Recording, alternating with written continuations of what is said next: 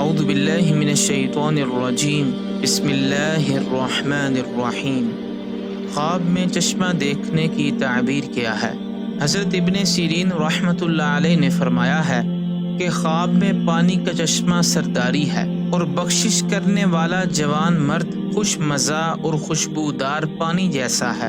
فرمان حق تعالی ہے فیہا عین جاریہ، اس میں چشمہ جاری ہے۔ اور اگر چشمے کا پانی سیاہ، گندا اور بدصورت ہے تو دلیل ہے کہ غموں سے نجات پائے گا، اور اگر دیکھے کہ چشمے کا پانی زیادہ ہو گیا ہے تو دلیل ہے کہ عزت و مرتبہ پائے گا، اور اگر دیکھے کہ چشمے کا پانی خشک ہو گیا ہے تو دلیل ہے کہ کوئی صحیح سردار اس ملک سے رحلت کرے گا۔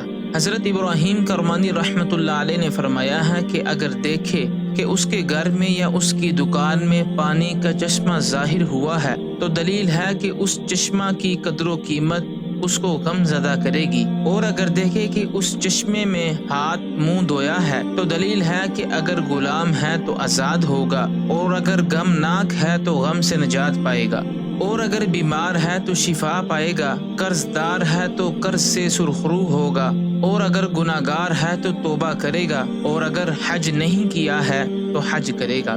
حضرت جابر مغربی رحمۃ اللہ علیہ نے فرمایا ہے کہ خواب میں چشمے کا پانی صاحب خواب کی عمر پر دلیل ہے۔